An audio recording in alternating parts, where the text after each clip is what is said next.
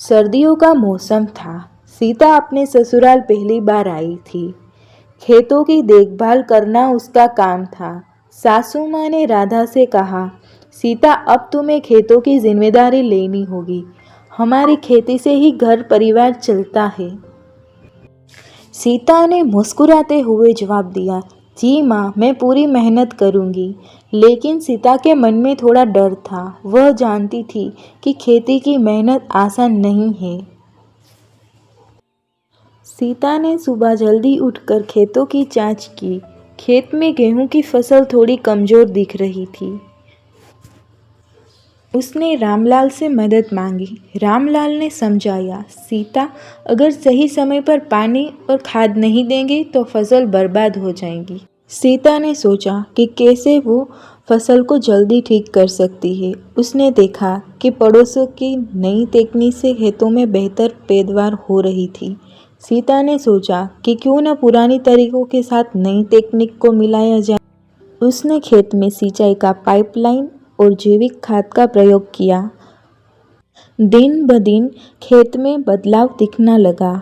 हल्की हल्की बारिश और सीता की मेहनत ने फसल को हरा भरा बना दिया। सासू माँ ने देखा और चौंकी। पहले तो उन्हें लगा कि सीता नाकाम रहेगी, लेकिन अब उनकी आंखों में गर्व दिखाई देने लगा। सीता की चतुराई और मेहनत ने पूरे गांव में चर्चा पैदा कर दी।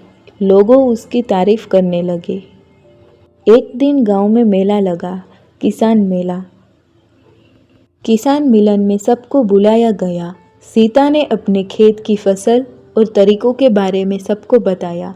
कुछ लोग ईर्ष्या भी कर रहे थे, लेकिन ज़्यादातर लोग सीखने के लिए उत्सुक थे। सासू माँ ने बड़े खुश होकर राधा से कहा, बेटा, तुम्हारी मेहनत और समझदारी ने हमारे परिवार की इज्जत बढ़ा दी। रामलाल भी गर्व से मुस्कुराया। सीता ने गांव के बच्चों को भी खेत की देखभाल के बारे में बताया। उसने कहा, मेहनत और समझदारी से कोई भी काम आसान हो जाता है।